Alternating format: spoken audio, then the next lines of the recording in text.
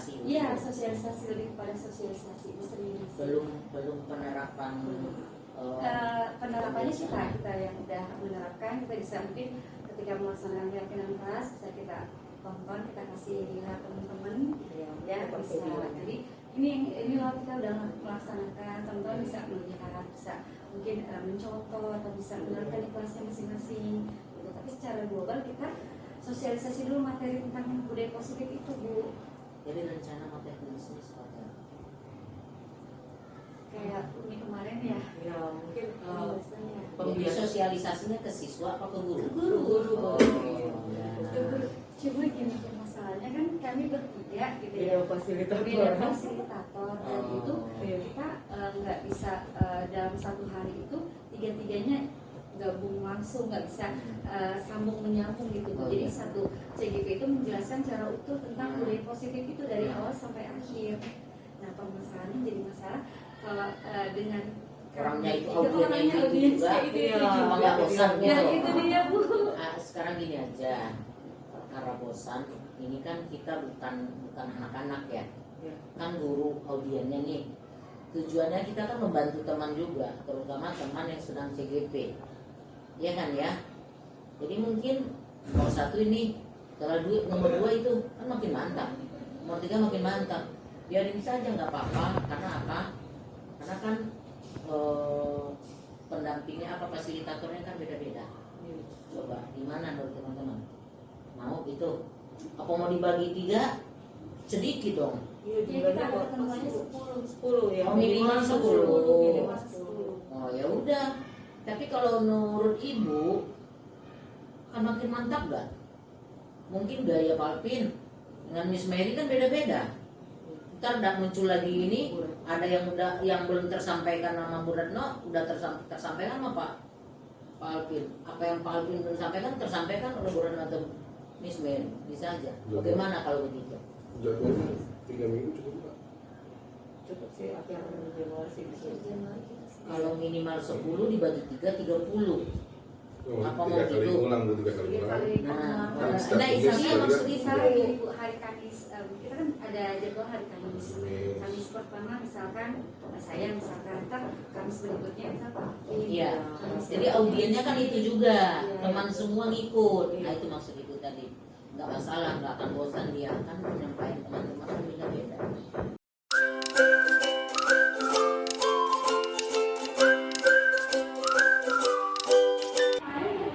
Assalamualaikum warahmatullahi wabarakatuh.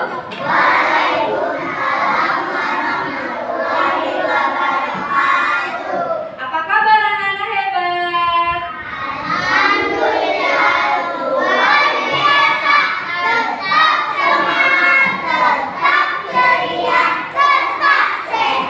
Alhamdulillah hari ini Sultan senang banget bertemu dengan anak-anak semua.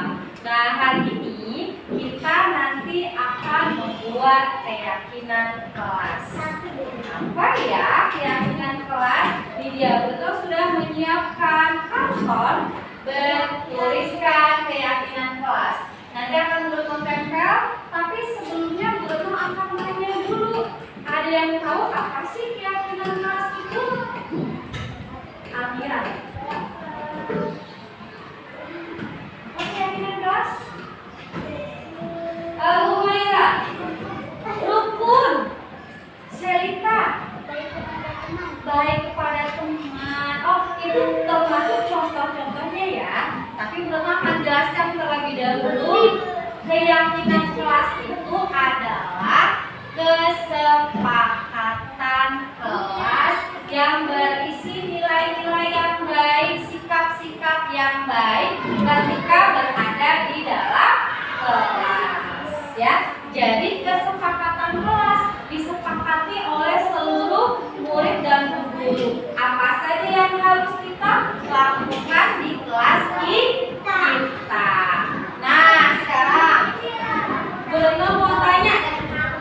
Kelompok yang sudah rapi dulu ya. Kelompok alhamdulillah Bruno.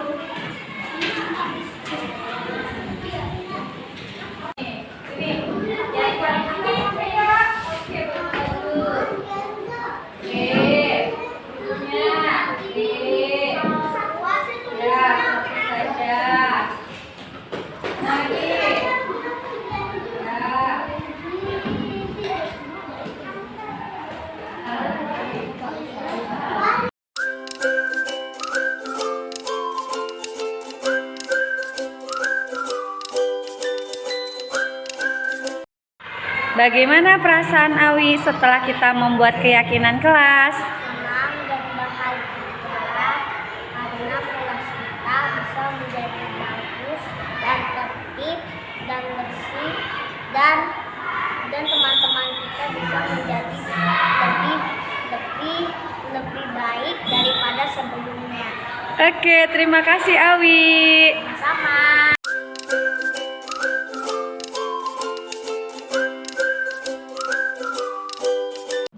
Bapak Ibu, Dewan Guru, semuanya, semua guru-guru ya yang Ibu banggakan. Alhamdulillah hari ini acara sesuai agenda yang direncanakan bersama teman-teman CGP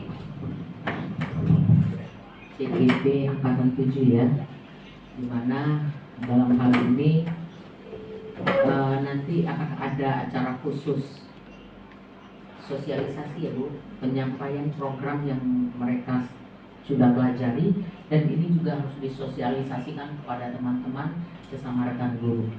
Kita dukung dan kita support acara ini karena ini juga ilmu yang didapat oleh teman-teman sesama CGP, dan patut juga kita adopsi ilmu tersebut. Jadi kesempatan hari ini kita berikan kepada Bu Retno. Setelah Bu Retno, Pak Alvin harinya, Pak Alvin kapan? Minggu depannya, Bapak Ibu semuanya. Setelah itu baru nanti Miss Mary ya. Temanya semuanya sama ya. Tapi saya yakin Bapak Ibu pasti tidak akan bosan. Karena apa? Setiap guru itu pasti punya trik dan cara penyampaian berbeda-beda. Ya, mudah-mudahan nanti cara penyampaian Bu Retno nanti kekurangannya ditutupi oleh Pak Alvin, dan begitu juga nanti disempurnakan oleh terakhir Miss Mary. Jadi teman-teman nanti yang mau CGP ini semuanya akan seperti ini, ya. Jadi mari kita saling kerjasama, support satu sama lain. Mudah-mudahan apa yang disampaikan oleh teman kita bisa kita terapkan dalam rangka meningkatkan mutu dan kualitas kita dalam kegiatan pembelajaran.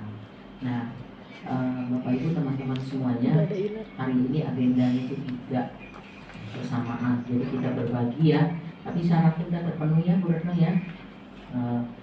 Di Pondok Kelapa 05 itu Bu Brantia, Bu Munci, dan Pak Ivan berkaitan SKP. Saya sedang Zoom berkaitan yang kemarin kita bahas, Bank Juara dan pangkalan praktek baik. Jadi semuanya sama pentingnya. Jadi Bapak Ibu semua, acara ini Ibu buka dengan bacakan basmalah. Bismillahirrahmanirrahim. Pada Bu Retno kita persilahkan. Ibu nggak apa-apa ya? Ya. Semoga sukses ya. Assalamualaikum warahmatullahi wabarakatuh. Terima kasih kepada Bapak Ibu yang sudah bisa menyempatkan waktunya, sudah bisa hadir mungkin di sela-sela kesibukannya mengoreksi, yang memberikan penilaian tugas anak-anak, di sela-sela istirahatnya juga. Terima kasih ya Bapak Ibu ya. Hari ini alhamdulillah kita bisa berkumpul bersama untuk sama-sama, judulnya sih forum group discussion gitu ya, FGD, yang akan kita adakan setiap hari Kamis, rencananya seperti itu. Untuk kali ini akan diisi oleh Bu Retno narasumbernya. Itu kegiatannya mengenai diseminasi budaya positif. Adapun runtutan acaranya atau rundown acaranya adalah pembukaan, kegiatan inti, nanti juga ada tanya jawab, kemudian ada penutup. Mari untuk mempersingkat waktu, mari sama-sama kita buka acara hari ini dengan bacaan basmalah. Untuk yang muslim dan untuk yang non muslim silakan menyesuaikan. Bismillahirrahmanirrahim. Kepada Bu Retno, waktu dan tempat kami persilakan.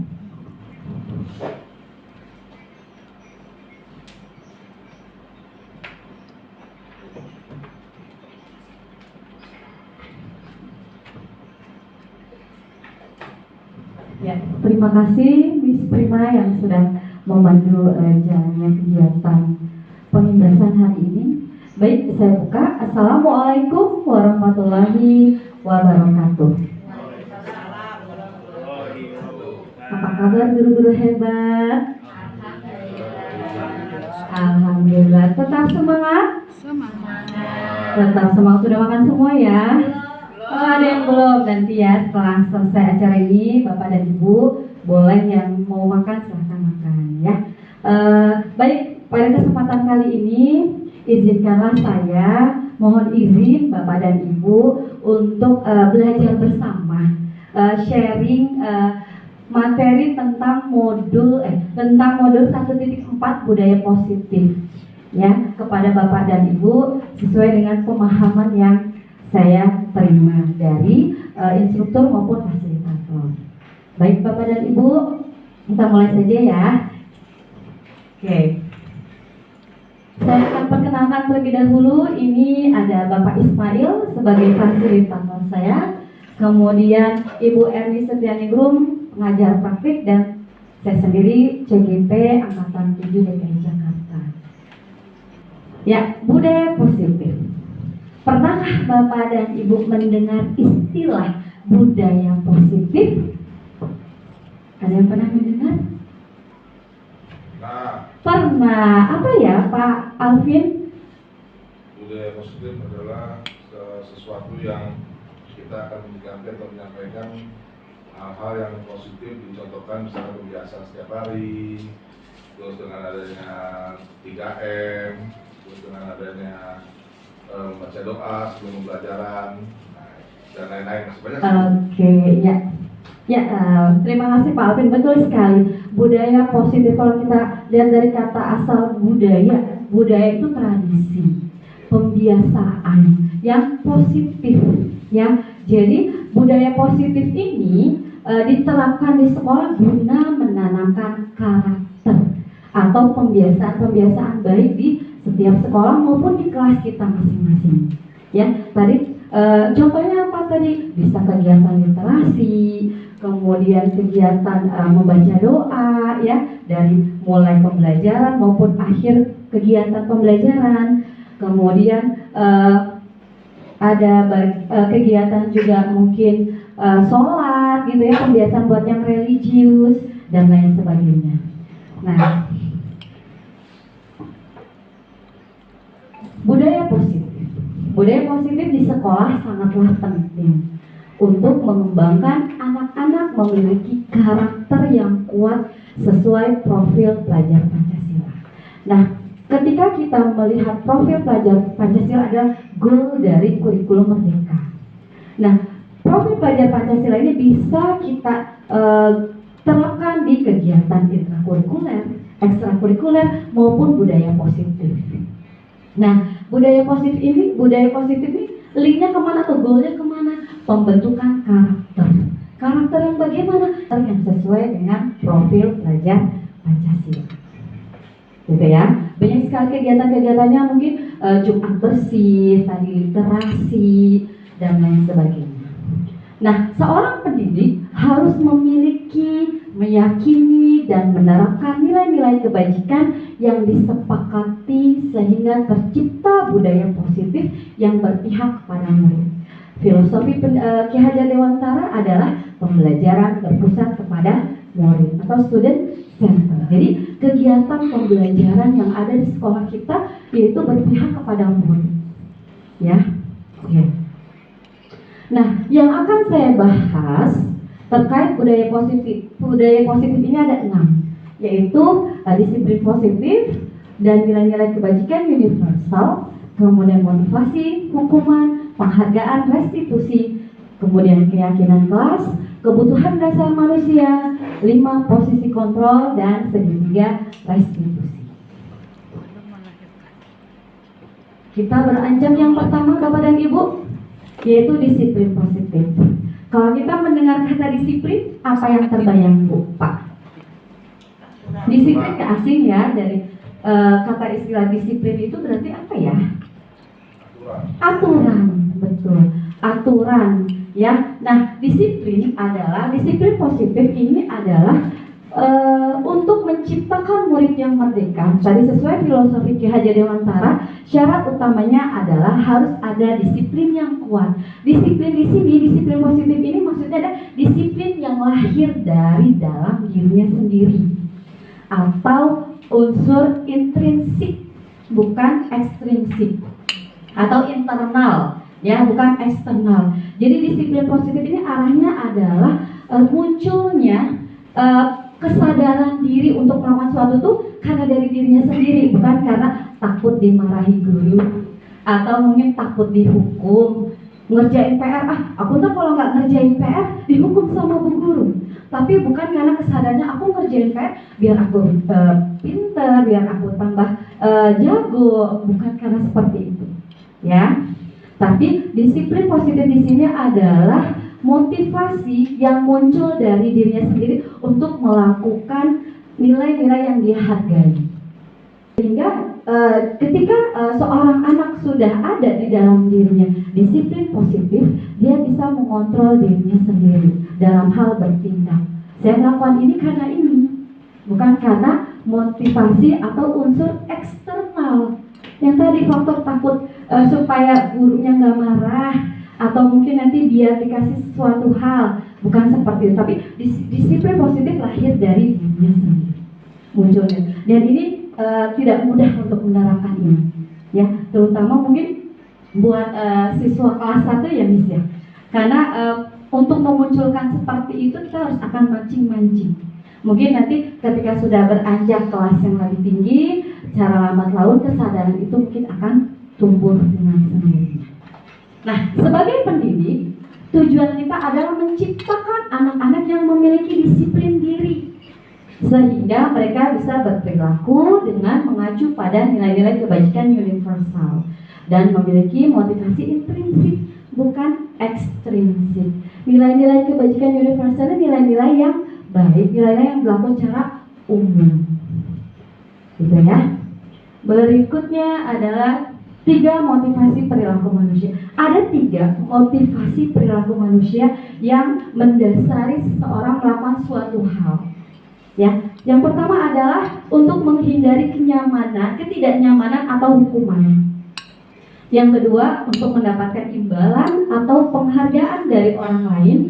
Dan yang ketiga, untuk menjadi orang yang mereka inginkan dan menghargai diri sendiri dengan nilai-nilai yang mereka percaya. Jadi saya melakukan ini, apa kalau saya tidak melakukan ini, nanti hukumannya apa ya buat saya?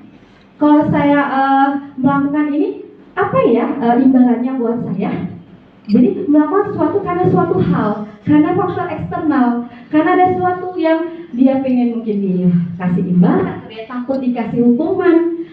Saya mau ngerjain administrasi, nanti takutnya ketika penilaian saya nilainya jadi jelek, penilaian saya jadi jelek misalkan, atau saya mau rajin biar nanti dipuji, gitu. Itu masih motivasinya eksternal, ya. Jadi ada motivasi-motivasi yang dilakukan oleh manusia dalam melakukan suatu kegiatan. Nah, yang paling yang ketiga inilah untuk menjadi orang yang mereka inginkan dan menghargai diri sendiri dengan nilai-nilai yang mereka percaya. Inilah motivasi intrinsik yang lahir dari diri sendiri. Saya mengikuti kegiatan rapat karena dengan mengikuti kegiatan rapat saya dapat informasi, ada yang ingin saya ketahui. Saya mengikuti pelatihan. Dengan mengikuti pelatihan saya dapat ilmu, mungkin dapat hal yang bermanfaat. Bukan kan disuruh pimpinan gitu kan, bukan seperti itu. Tapi memang sudah lahir di dalam diri sendiri. Untuk apa dia mau melakukan seperti itu, dia tahu tujuannya apa, gitu.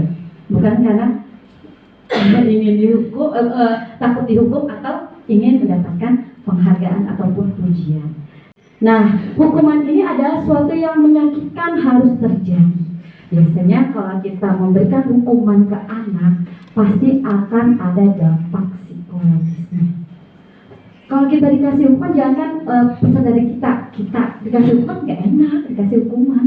Apalagi kalau murid kita atau peserta didik kita hukum, gitu ya. Pasti imbas di anak tersebut tidak enak, ya. Kemudian tidak nyaman untuk murid anak untuk jangka waktu panjang. Ketika kita memberikan hukuman kepada murid kita, itu pasti akan membekas atau memberi dampak psikologis, dan itu untuk jangka waktu yang panjang itu akan teringat terus sama anak itu. Oh ya, saya dulu pernah disuruh berdiri setengah hari di lapangan ini sama bu guru ini nih, gara-gara saya begini nih. Itu diingat sama murid itu, karena bagi murid itu suatu hal yang tidak menyenangkan, nggak enak, juga menyakitkan bagi dirinya. Kemudian murid atau anak belajar menyembunyikan kesalahan. Ada kalanya seorang murid atau peserta didik kita, ketika dia melakukan suatu kesalahan, dia berbohong. Dengan tujuan apa? Takut dihukum. Ya, aku nggak mau, aku takut dihukum. Padahal dia tidak, maksudnya dia berbicara yang bohong. Karena apa? Takut dihukum sama guru. Jadi dia lebih memilih untuk menyembunyikan kesalahannya, nggak mau terus terang. Karena apa? Itu dia takut dihukum. Nah, yang kedua, penghargaan.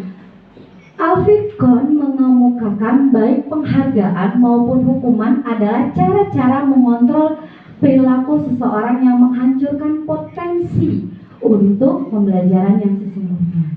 Menurut Kohn, secara ideal tindakan belajar itu sendiri adalah penghargaan sesungguhnya. Maksudnya apa ya menghancurkan potensi? Kok penghargaan menghancurkan potensi? Kalau hukuman jelas, karena akan berdampak jangka waktu panjang yang akan membekas. Bagaimana dengan penghargaan? Kok menghancurkan potensi juga? Maksudnya apa? Ternyata penghargaan mungkin bisa efektif jika itu jangka pendek, yang dilakukan dalam jangka pendek. Tapi kalau misalkan dalam jangka waktu panjang, maka bisa menimbulkan suatu hal yang negatif. Maksudnya apa di sini? Dengan memberikan penghargaan bisa merusak hubungan, bisa menurunkan kreativitas, bisa tidak efektif lagi. Yang kadang kita berpikir, oh baik-baik aja kok, kasih lu penghargaan ya udah nggak apa-apa. Tapi ternyata tidak selalu penghargaan itu baik. Ada positif dan ada negatifnya ternyata. Nah, negatifnya apa? Yang tadi merusak hubungan. Ketika kita memberikan penghargaan kepada murid kita, yang mendapat penghargaan senang dong gitu. Aku dapat penghargaan. Dengan yang lain gimana? Bisa menimbulkan rasa iri, nggak suka. Dia lagi. Misalkan ada rasa kecemburuan mungkin, ada rasa iri, merusak hubungan. Jadi dia kesel sama teman yang dapat penghargaan. Bisa jadi seperti itu. Nah, menurunkan kreativitas bagaimana? Ketika kita memberikan penghargaan, pastikan nanti nak, ketika anak kamu nanti selesai, nanti bu guru kasih ini ya, semangat tuh, ya semangat. Tapi ketika suatu hari someday gitu kan, kita tidak memberikan penghargaan kepada anak itu, ya gak ada ininya, gak dikasih ini sama bu guru, udah males gitu. Jadi ada rasa ketergantungan.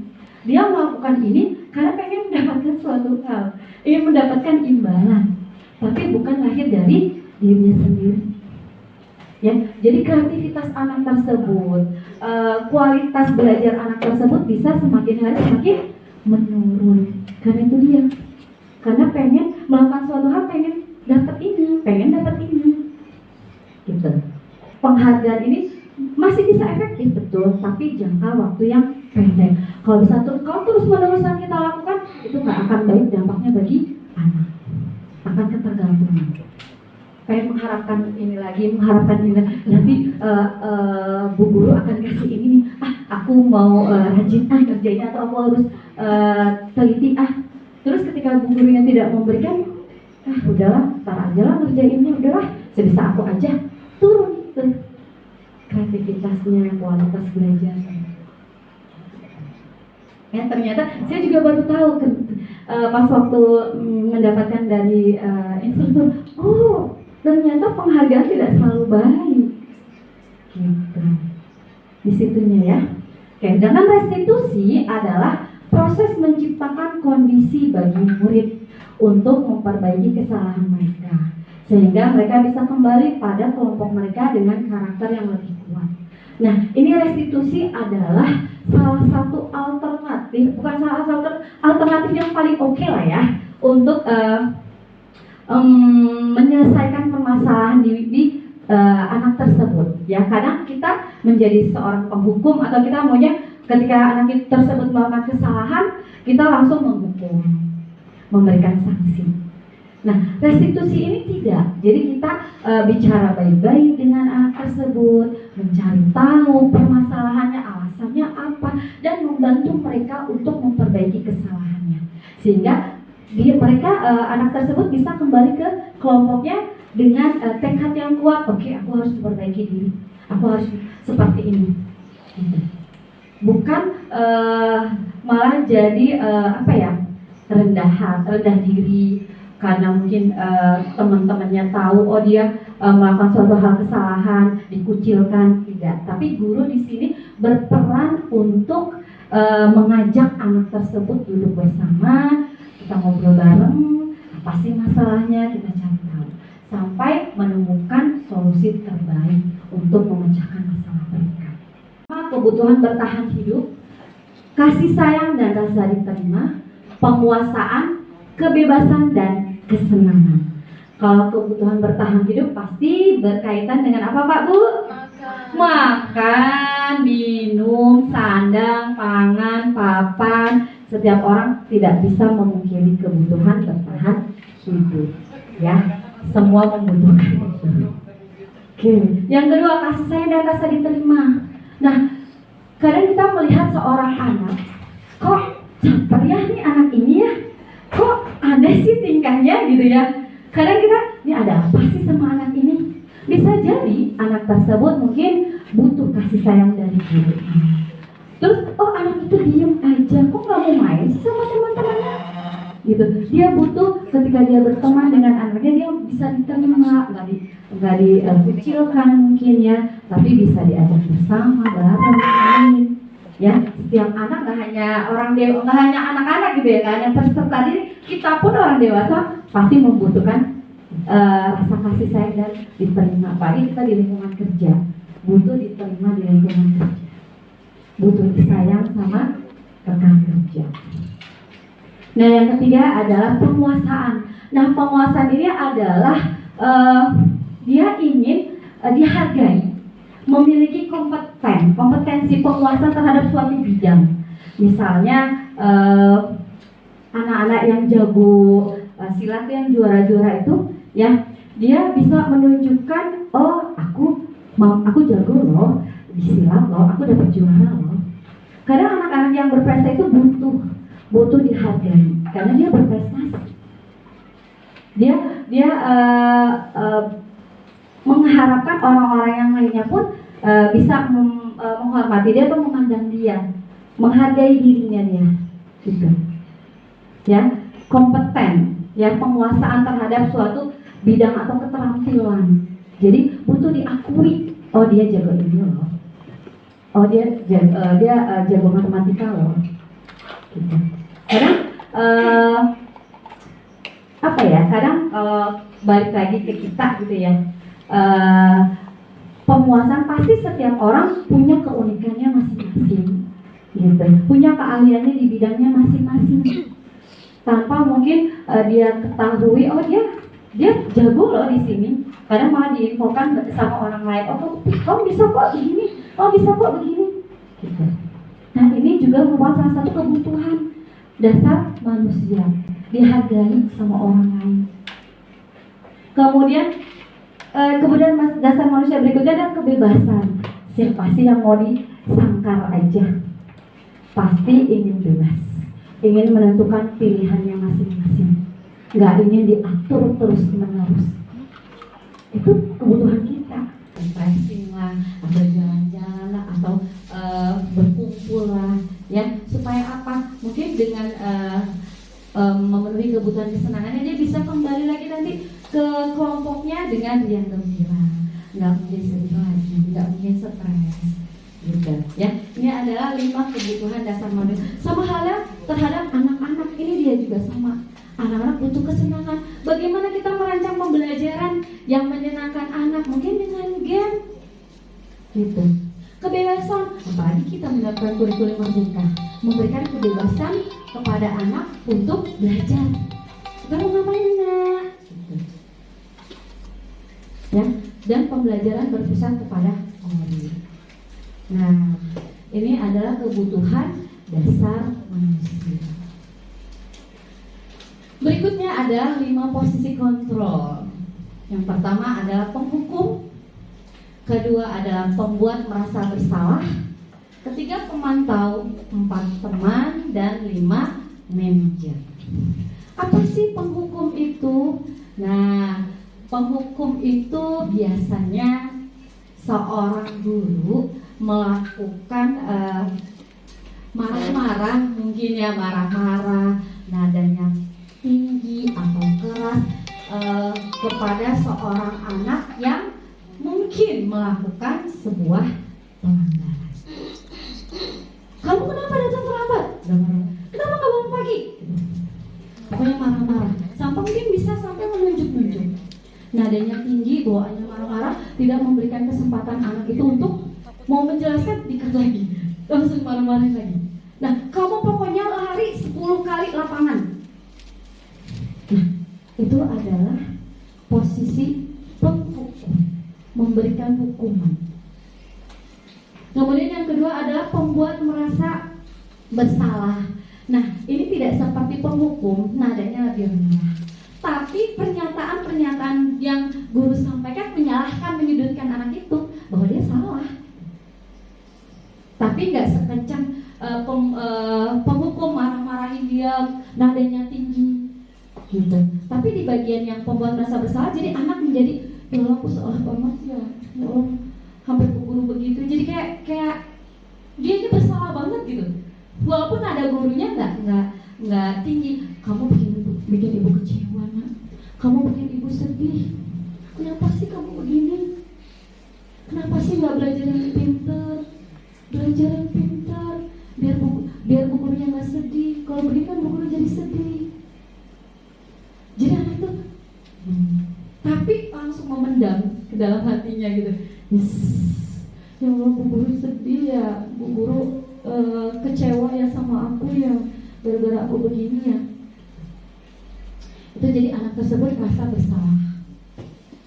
Yang ketiga pemantau. Nah, di sini pemantau, guru mempunyai data-data, berdasarkan data. Nah, tadi kamu datang jam berapa? Jam 7.20. Dan sedangkan masuk kita jam berapa? Jam 7. Berarti kamu terlambat berapa menit? 20 menit. Ada ketika guru di posisi menjadi pemantau, dia akan mengaitkan antara peraturan dan konsekuensi. Ketika kamu terlambat, apa konsekuensinya? Ketika kamu terlambat, kamu nanti jangan pulang dulu ya. Ada yang harus kamu kerjakan ya. Ya. Jadi posisi kontrol pemantau ini mengaitkan dengan data, kemudian mengaitkan juga dengan peraturan dan konsekuensinya. Apa sih ketika anak ini melanggar, konsekuensinya apa? Memantau, mengingatkan, memonitor. Kemudian teman. Nah, kalau saya tentang teman ini jadi ingat Pak Bagus. Karena apa? Karena beliau dekat sekali dengan anak-anak, akrab. Nah, teman ini, posisi guru sebagai teman, membuat anak tersebut nyaman, membuat anak tersebut akrab, ramah sama anak tersebut. Tapi ada sisi buruknya. Sisi buruknya apa? Jadi anak tersebut mungkin baiknya hanya Pak Bagus aja, mungkin sama guru yang lain biasa-biasa aja. Kemudian kalau jadi ketergantungan sama Pak Bagus, nurutnya sama Pak Bagus aja, istilahnya kayak gitu. Nurutnya sama Pak Bagus aja, karena dia udah merasa nyaman, dia merasa dekat dengan Pak Bagus. Jadi kalau nggak ada Pak Bagus, ya kayak ada suatu hal yang mungkin hilang, ada yang miss, gitu, ada yang kurang. Jadi ada rasa ketergantungan. Jadi di sini adalah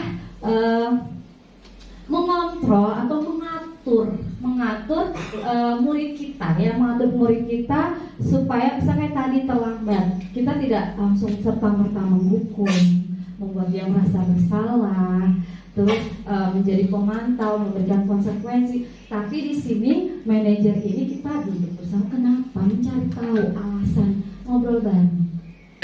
Solusinya nanti ketika anak tersebut ke depannya untuk memperbaiki kesalahannya harus bagaimana, gitu. Membantu mereka untuk menemukan solusinya.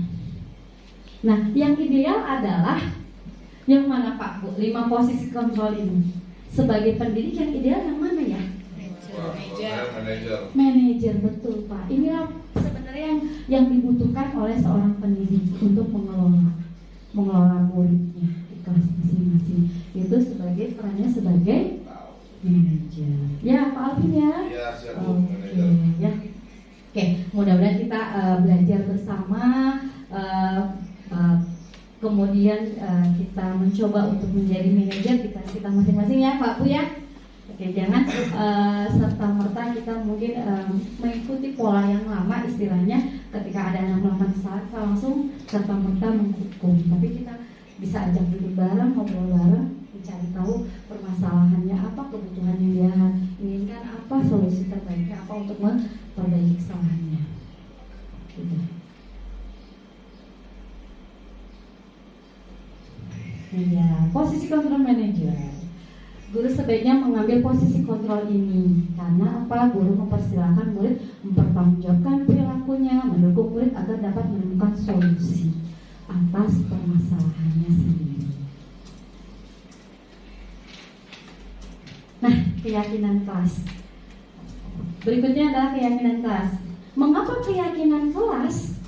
Mengapa tidak peraturan kelas saja? Mengapa kita memiliki peraturan tentang penggunaan helm pada saat mengendarai kendaraan roda 2 atau motor? Yang kedua, mengapa kita memiliki peraturan tentang penggunaan masker dan mencuci tangan setiap saat? Apa sih maksud dari peraturan itu? Mengapa kita terkait penggunaan helm? Kita kalau pakai helm itu biar apa sih? Selamat sampai tujuan. Ya? Kepalanya nggak pecah. Selamat, kepalanya nggak pecah.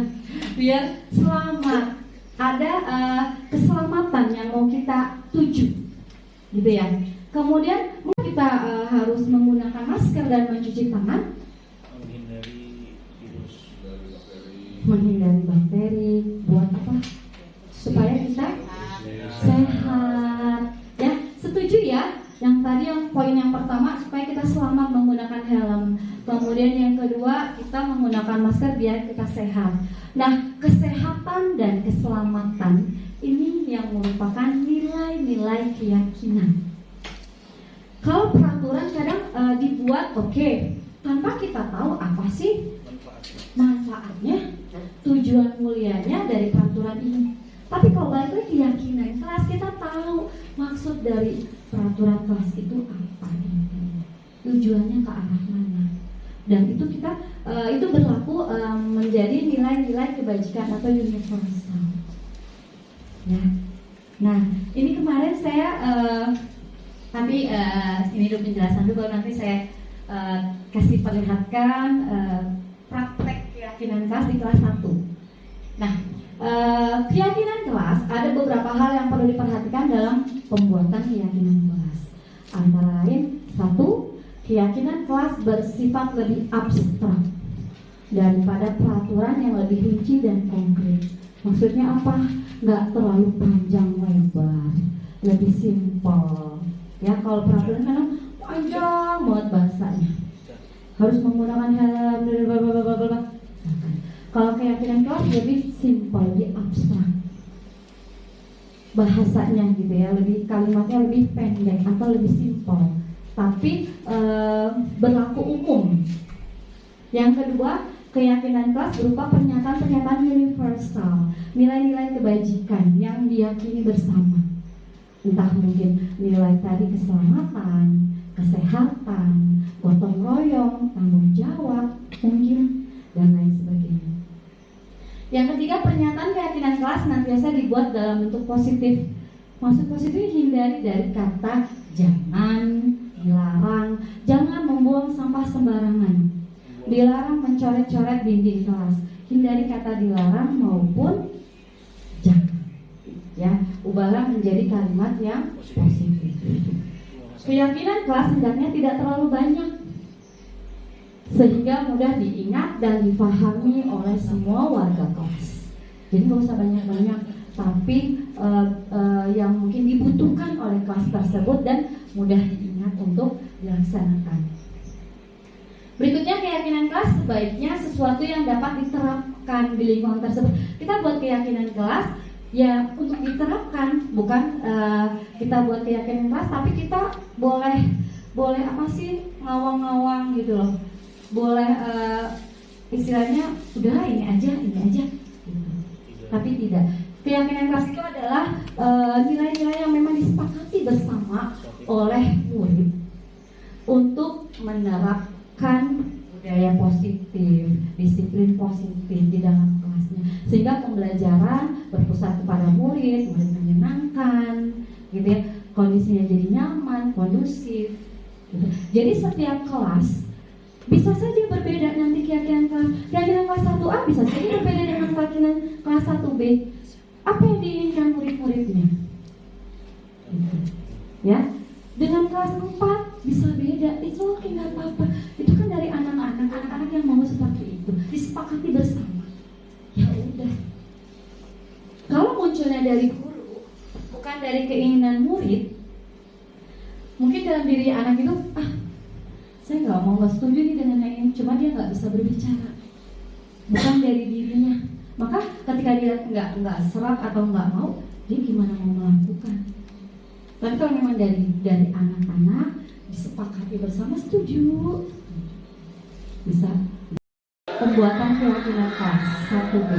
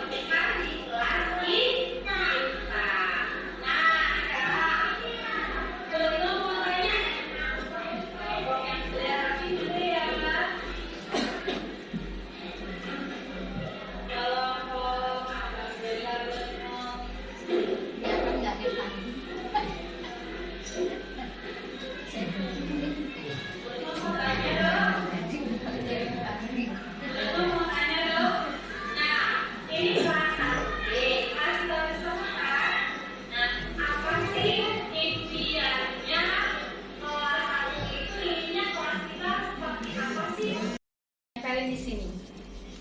Tadi ide-idenya yang udah disebutin macam-macam, dituliskan sama anak-anak, tempel di sini. Kemudian setelah menempelkan, mic-nya apa mic-nya? Speaker. Nah, ini yang tadi tempelannya ini, saya istilahnya tuh kayak datang ke sekolah tepat waktu, lebih mengeneralkan kalimat itu menjadi disiplin gitu. Kemudian menyapu, ada yang mengepel, ada yang mungkin ngelap kaca dan lain sebagainya. Untuk menjaga kebersihan kelas, saya mengeneralkan kepada cinta kebersihan, kemudian tadi ada yang saling tolong menolong, kemudian bersikap baik dan tertib. Nah ini setelah terbentuk keyakinan kelas, saya nggak banyak-banyak 5 saja. Yang ini sudah disetujui sama murid-murid kelas 1B dengan menuliskan namanya. Bisa juga nggak harus nama, bisa juga yang udah bisa tanda tangan, atau mau cap jempol juga bisa, atau dan lain sebagainya. Kemudian ada bu gurunya. Ini teknik untuk pembentukan keyakinan kelas ini tidak harus sama gitu ya. Tekniknya berbeda-beda karena ini kelas 1, maka guru tersebut akan memancing terus. Apalagi ayo, nggak bisa dilepas, nggak bisa langsung diberikan tugas kelompok, tuliskan, tidak bisa. Jadi mungkin nanti disesuaikan dengan tingkatan kelasnya. Bapak dan Ibu guru lah yang tahu anak tersebut, murid saya ini bisa loh untuk diajak diskusi, bisa loh untuk diberikan tugas mandiri untuk membentukkan kelas. Jadi nilai-nilai ini disepakati oleh seluruh kelas, seluruh warga kelas. Nah, ini adalah keyakinan kelas 1B, yaitu disiplin, saling menolong, cinta kebersihan, bersikap baik dan tertib. Dan ini tidak harus sama dengan kelas nanti 1C, 1A harus sama juga dengan 1B, tidak. Ini kan hasil dari anak-anak saya, murid saya, 1B. Belum tentu di kelas 1A sama, belum tentu di kelas 1C sama. Apalagi nanti di kelas 4 pasti lebih beragam lagi. Karena di kelas rendah justru masih bersifat sangat-sangat sederhana. Tapi intinya adalah keyakinan kelas ini dibuat dan disepakati oleh bersama. Idenya dari mereka. Gitu. Nah ini buah dari ide-ide mereka yang saya generalkan kata-katanya. Kadang mereka kan ada yang ngepel, nyapu. Bahasanya kan nggak mungkin keyakinan kelas menyapu, mengepel, tapi mungkin arahnya ke sana, cinta kebersihan. Gitu. Kemudian datang ke sekolah tepat waktu Bu Guru atau nggak terlambat Bu Guru, saya arahkan ke disiplin. Gitu. Tadi kan kalimatnya itu lebih ke abstrak ya, lebih tidak panjang kali lebar gitu bahasanya, lebih simpel. Gitu. Ini keyakinan kelas 1B.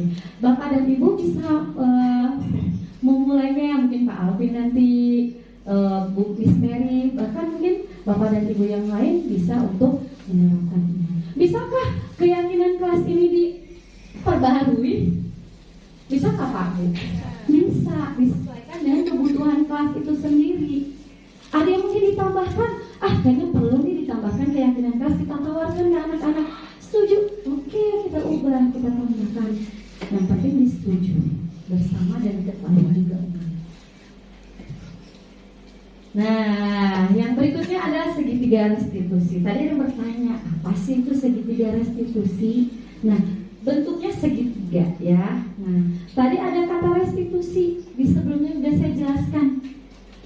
Nah, segitiga restitusi ini adalah 3 langkah untuk mengatasi permasalahan murid di kelas kita ataupun di lingkungan sekolah.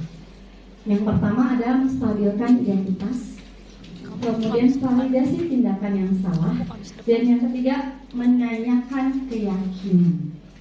Nah, apa menstabilkan identitas? Menstabilkan identitas ini istilahnya gini. Jadi kita ingin anak tersebut bisa kooperatif. Yang tadinya mungkin emosional, marah-marah, kita turunkan emosi mereka, kita ajak ngobrol biar dia tenang, biar dia mau bercerita, ya. Dengan apa, ungkapan apa? Oh, setiap orang pasti punya kesalahan.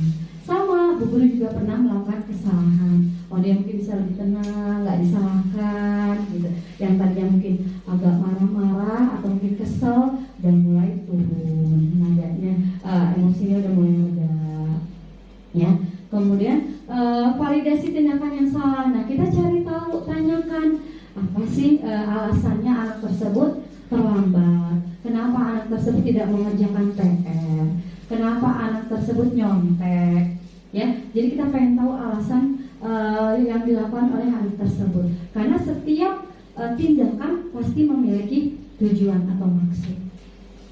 Kemudian yang ketiga adalah menanyakan keyakinan. Nah, makanya tadi berkaitan dengan keyakinan kelas. Kita tanyakan lagi, apa sih keyakinan kelas yang sudah kita sepakati? Mana keyakinan kelas yang harus kamu tingkatkan? Apa yang tidak pas nih sesuai keyakinan kelas kita? Apa nih tindakan kamu nih? Nah, bagaimana cara memperbaikinya? Supaya kamu tidak mengulangi kesalahan lagi. Supaya kamu bisa memperbaiki apa yang sudah kamu lakukan. Kamu nggak terlambat-lambat lagi nanti. Nggak kerjain PR, kedepannya kamu akan selalu kerjain PR. Gitu. Kita bantu mereka, memfasilitasi mereka, duduk bareng, ngobrol bareng. Kita cari tahu kayak kita anak itu sakit, kita kasih obat gitu. Tapi kita diagnosa dulu sakitnya apa sih? Butuhnya apa sih supaya dia bisa sembuh, bisa kembali normal, bisa lagi belajar. Dan berusaha sakitnya itu nggak muncul-muncul lagi. Nah, ini adalah peran guru. Peran guru sebagai manajer tadi. Jadi kalau ada permasalahan, mereka bisa menggunakan segitiga restitusi dengan 3 tahapan: menstabilkan identitas, validasi tindakan yang salah, dan menanyakan keyakinan. Nah, ini dia segitiga restitusi tadi. Menstabilkan identitas. Setiap manusia memiliki kesalahan. Enggak kamu aja kok yang pernah melakukan kesalahan, betul pernah. Jadi seolah kita tidak langsung menyudutkan anak tersebut. Kalau kita langsung menyudutkan anak tersebut atau langsung marah, bisa nggak akan kooperatif, nggak akan mau bercerita, nggak akan mau ngobrol lagi dengan kita. Udah aja dia marah, kita nggak bisa menyelesaikan masalahnya. Kalau dia nggak kooperatif, kita tenangkan dia, buat dia mau bercerita, stabilkan dulu emosinya yang mungkin tadi bergejolak, kita tenangkan dulu. Kemudian validasi tindakan yang salah. Apa alasanmu melakukan tindakan tersebut tadi? Kita pengen tahu dia terlambat karena apa, dia nyontek karena apa. Ya, jadi biar kita tahu permasalahannya dan bisa membantu untuk menemukan solusi terbaik. Dan yang 3, menanyakan keyakinan atas apa yang telah kita sepakati. Bagaimana cara kamu untuk memperbaiki kesalahan? Ini ada 3 tahapan segitiga restitusi. Dengan dalam menerapkan segitiga restitusi, guru memerankan posisi kontrol sebagai manajer. Jadi memang manajer ini adalah posisi kontrol yang ideal seorang guru. Mudah-mudahan bisa ya Bapak dan Ibu bareng-bareng belajar, berusaha menjadi manajer di kelas kita masing-masing. Ini ada video. Ini kasus segitiga restitusi yang sudah saya terapkan di kelas saya.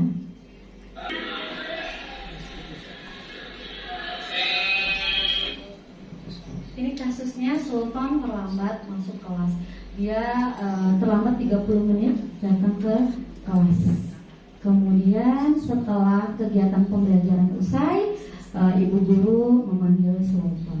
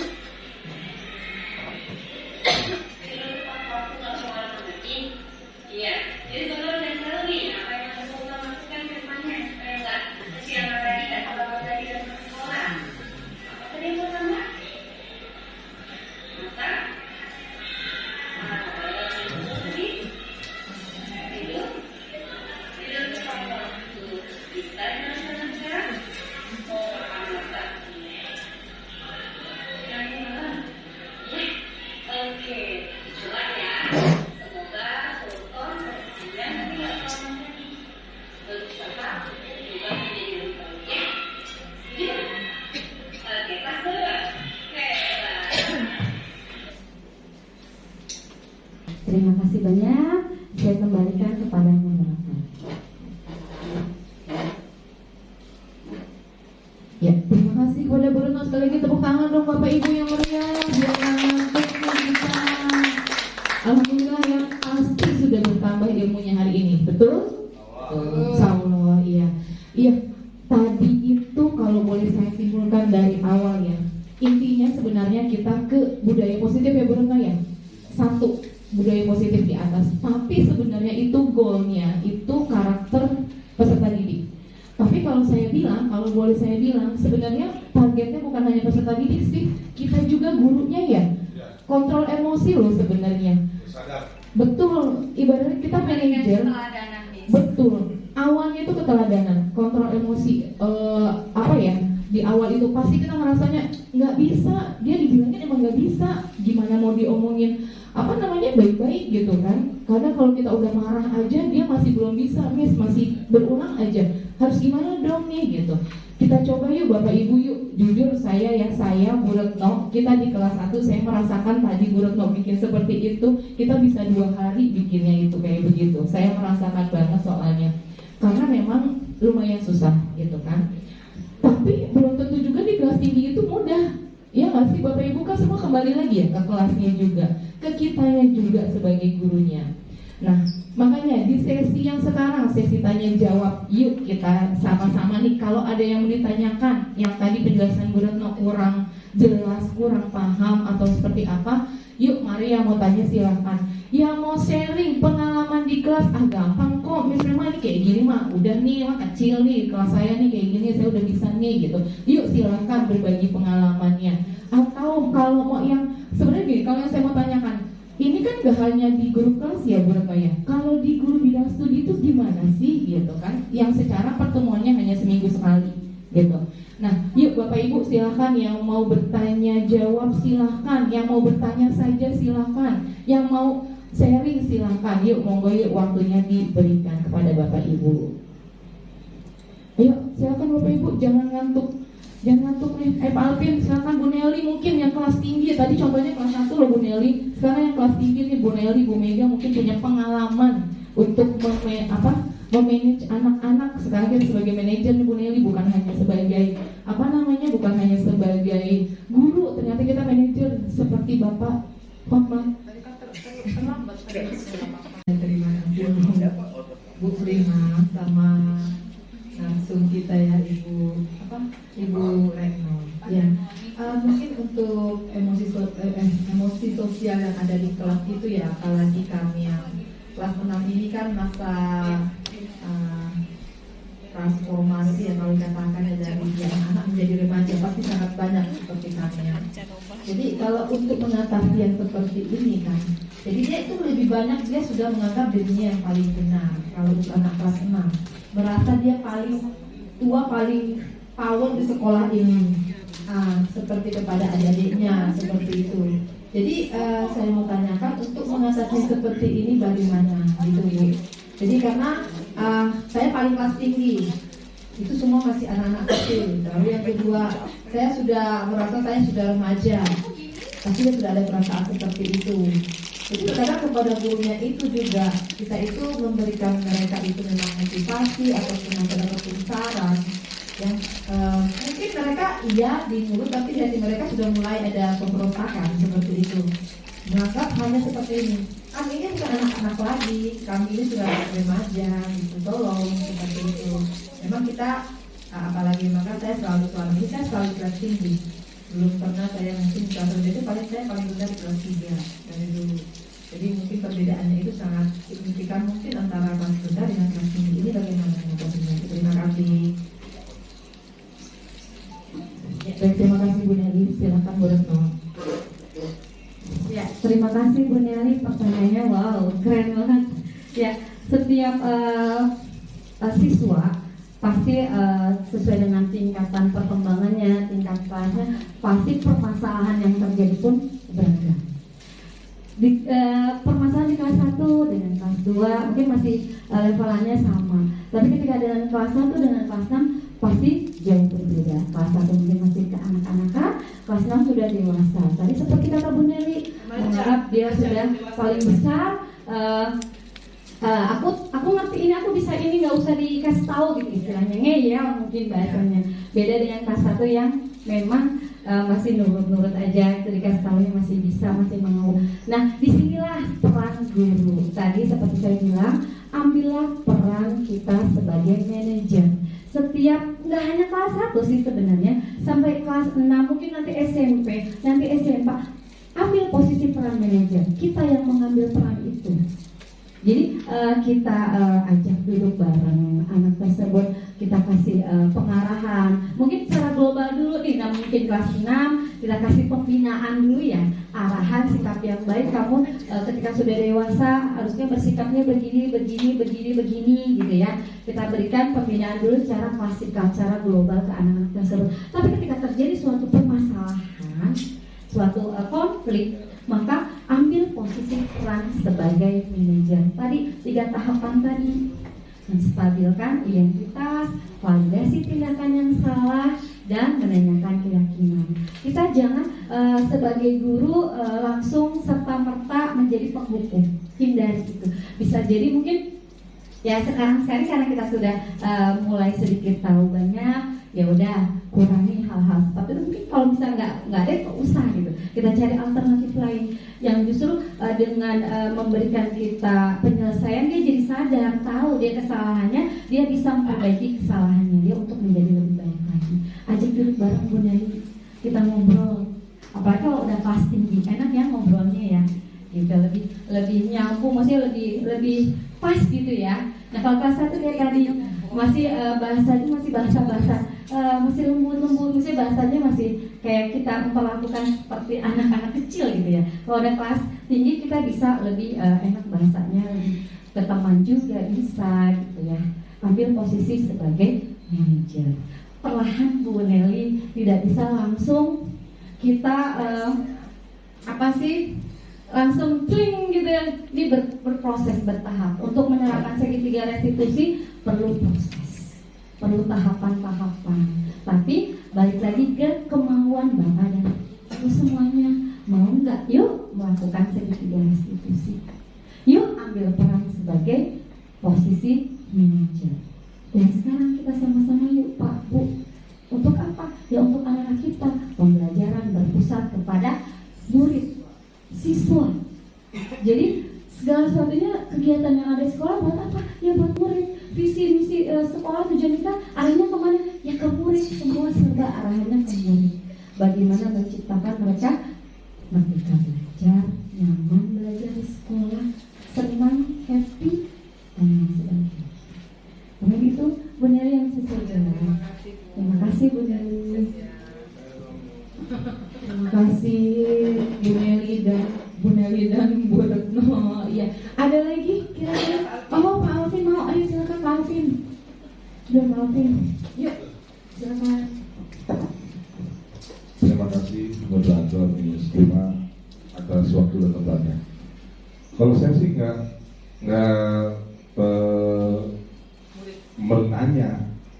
Tepuk tangannya dulu dong buat Bu Retno teman-teman. Saya sih nggak menanya karena saya pikir dari tadi saya menyimak penjelasannya Bu Retno itu cukup padat, singkat, akurat, dan tepat semuanya. Ya kalau menurut saya, jadi saya nggak ada pertanyaan, cuma saya apakah mengira saya rangkum ini benar atau tidak gitu Bu Retno ya. Mungkin bisa saya terapkan di kelas saya dengan adanya Bu Retno kebiasaan seperti ini, hati saya jadi termotivasi gitu, untuk suatu perubahan di kelas saya, yaitu tentang adanya kayak semacam segitiga restitusi, yaitu memperbaiki permasalahan jadi yang tadinya tidak baik menjadi baik dan akan menjadi yang terbaik untuk murid. Tujuannya seperti itu. Ya tadi juga Bu Retno juga istilahnya pembiasaan tentang budaya positif ya Bu ya, tentang budaya positif. Saya juga akan menerapkan deh di kelas saya itu budaya positif, caranya berdoa dengan baik, caranya menghormati teman dengan baik, seperti itu. Tadi di situ juga Ibu menjelaskan 5 posisi kontrol. Saya waktu itu menerapkan itu kebanyakan pribadi saya itu sebagai penghukum ataupun membuat merasa bersalah. Jadi siswa itu kita buat merasa bersalah. dengan apresiasi dengan fisik atau aturan dengan nada rendah yang tadi Ibu jelaskan. Saya seperti itu dulu, Bu. Cuma setelah adanya pembiasaan ini nih, saya mau berubah gitu. Saya akan mau jadi yang tadi seperti Ibu bilang, saya mau jadi posisi manager. Jadi kalau untuk posisi manager, mencari permasalahan, ya, yang tadi semacam segitiga restitusi ya. Ya, nah, tadi saya kira tuh itu gambar apa ya? Saya belum tahu kan. Saya sakit segitiga biru. Trigo tuh segitiga biru ya, Bu ya. Ternyata itu segitiga restitusi. Baru saya tahu nih, Bu. Nah, segitiga restitusi. Jadi itu istilahnya tadi dari memvalidasi, menulis kayak semacam menganalisis, terus dia memperbaiki ya, supaya siswa tidak kembali ke kesalahan yang sama. Waduh, terima kasih. Kalau saya terima kasih nih, Bu Retno nih. Kalau saya pribadi, ya mungkin rekan-rekan guru juga semua sama kali ya. Saya pribadi jadi termotivasi nih untuk perubahan di kelas, gitu. Jadi saya setuju tuh pembelajaran berpihak pada murid. Nah, terima kasih ya Bu Retno ya. Terima kasih, terima. Tepuk tangan buat Pak Alvin ya, ampun ya, terima kasih ya tadi ya. Ternyata Pak Alvin udah naik jadi manajer ya? Iya. Wah, keren banget. Ya, silakan Bu Retno. Ya, terima kasih Pak Alvin, setuju banget dengan apa yang disampaikan Pak Alvin. Dari yang sebelumnya kita posisi kontrolnya tadi sebagai penghukum atau merasa bersalah gitu ya. Sekarang karena sudah mulai mengetahui, sudah tahu apa yang harus kita lakukan, apa yang harus kita ambil peran posisi kita, maka kita sama-sama ya Pak, Bu berusaha untuk menjadi manajer. Kalau ada permasalahan kita bisa melakukan segitiga restitusi. Setuju Pak dengan apa yang disampaikan Pak Alvin. Bismillah, kita bergerak dan menggerakkan. Oke, terima kasih. Iya, betul. Sebenarnya ini proses ya Bapak Ibu yang kita semua juga pasti, jujur saya juga sharing nih. Saya juga dulu merasa menjadi apa ya? Yang pertama itu tadi memojokkan siswa lah, jadi jatuhnya seperti itu. Tapi nggak boleh curhat ya Pak Alvin. Modal kan nggak boleh curhat, tapi pengen Pak sharing pengalaman Pak, nggak apa-apa ya. Tapi ya gitu, pelan-pelan, apalagi saya di kelas 1, benar-benar sabar gitu, ngelusin dada dulu, ngelus dada. Oh ya udah, sekarang mau dilusin dada, jangan dong.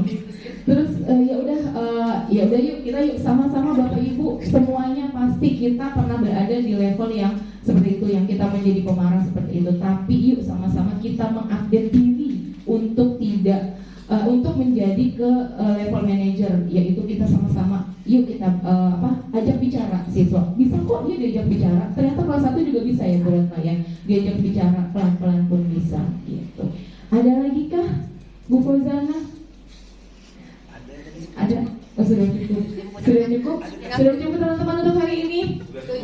Setuju.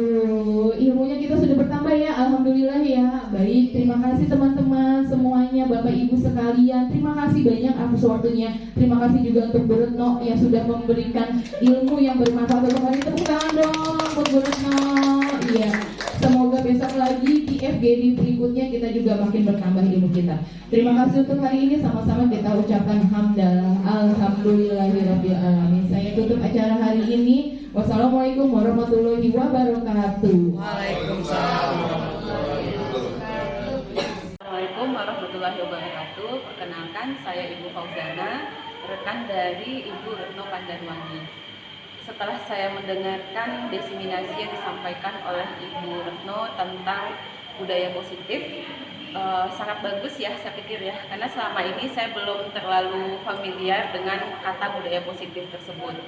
Saya mendengarkan dengan seksama apa yang disampaikan oleh Ibu Retno Pandanwangi, dan saya pikir saya perlu menerapkannya di kelas saya, karena banyak poin-poin yang dapat saya ambil dari pemaparan yang disampaikan oleh Bu Retno. Ternyata budaya positif itu salah satu bentuknya adalah dengan menerapkan keyakinan yang ada di kelas, dengan keyakinan yang dibuat oleh anak-anak beserta anak-anak, dan keyakinan yang ada dalam diri anak-anak dapat kita tuangkan ke dalam sebuah tulisan, dalam sebuah peraturan yang benar-benar peraturan itu diyakini oleh anak-anak dan dapat dipatuhi oleh anak-anak karena berasal dari keyakinan dari mereka itu sendiri. Mungkin hanya itu yang saya dapatkan, yang dapat saya sampaikan. Sukses terus untuk Ibu Retno dan kita tunggu desiminasi selanjutnya. Terima kasih.